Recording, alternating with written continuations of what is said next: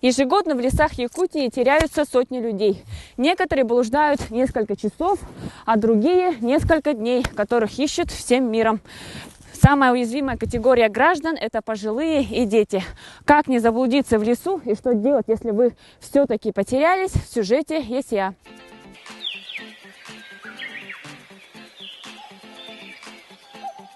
Собираясь в лес, даже если на несколько часов, не забывайте о самых необходимых вещах. Это бутылка воды, нож, необходимые лекарства, стерильный бинт, спрей от комаров, немного еды, как у меня банан, и спички. Опытные люди говорят, что прежде чем пойти в лес, нужно взять с собой свисток. На тот случай, если вы вдруг потеряетесь, чтобы подать сигнал. Как видите, на мне свистка нет, так что придется по старинке, как в сказках. Ау! Люди! Самое главное – это идти в лес уже правильно одетым. Желательно в яркую одежду. Как видите, на мне черная куртка и джинсы, но у меня есть очень яркий красный платок. Вот такой.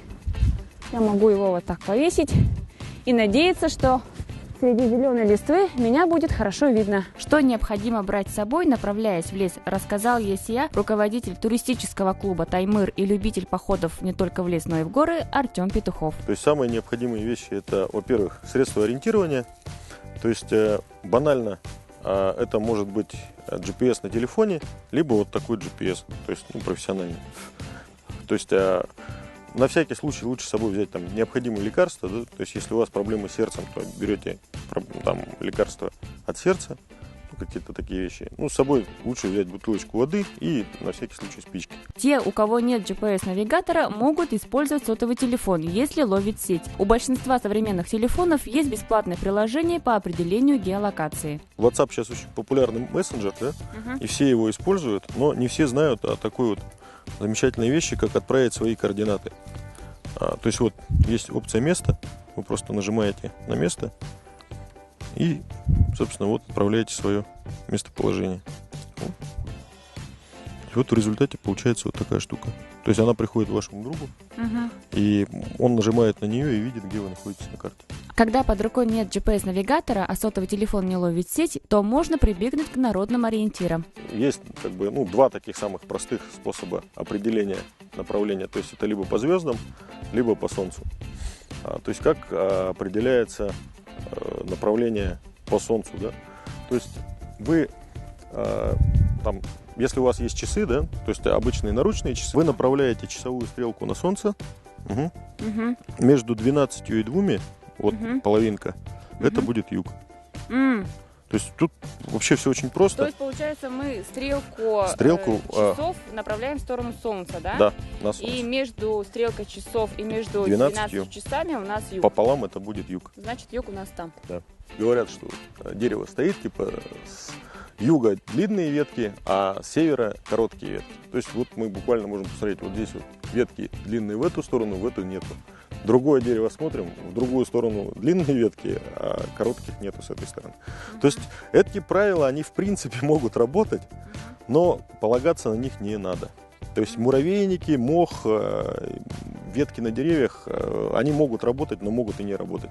Если у вас в рюкзаке не оказалось даже банана, как у меня, и выхода из леса не видно, то можно питаться дарами природы. Можно найти это грибы, ягоды, собственно, и там какие-то травки, да. То есть все это обладает низкой калорийностью.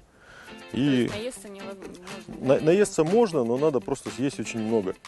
И толку от этого на самом деле немного. Потому что если вы съедаете, грубо говоря, 5 килограмм ягод, да, вы получаете совсем небольшую калорийность, но, скорее всего, получите расстройство желудка. А вот этого в первую очередь стоит избегать.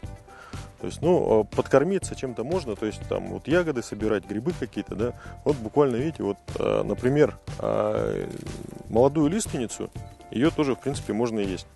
Лиственница? Да, вот это лиственничные иголки, весной их можно есть. Видите, они даже вкусные. Такой кисловатый привкус. Да. Если вы все-таки заблудились в лесу и не знаете, где вы находитесь, не можете определить ориентиры, то лучше вам оставаться на месте, разжечь костер и ждать помощи. Самый простой способ разжечь костер. Необходимо вначале расчистить нормальную площадку, чтобы обезопасить от пожара. Потом Проблем у нас с дровами в Якутии нету. То есть всегда можно вот набрать любых веток, там, палок, из которых можно разжечь костер. То есть, ну, бывают ситуации, когда идет, например, дождь.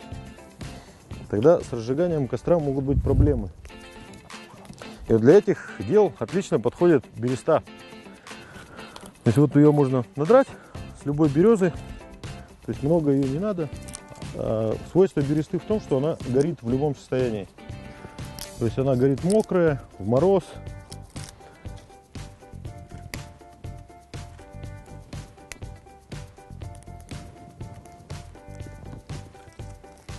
Ушли за грибами или ягодами и не вернулись. Такое случается каждый год в сезон тихой охоты. Все потому, что большинство городских жителей не знают, как вести себя, если вдруг потерялись в лесу. Мы выяснили, что существуют простые правила, которые сокращают вероятность заблудиться в глухой чаще. И если даже это случилось, то выбраться из леса как можно быстрее. Главное – успокоиться и не паниковать. Конечно, не народная примета, но говорят, что если вы в лесу вдруг обнаружили свалку или мусор, то, скорее всего, рядом либо люди, либо дорога.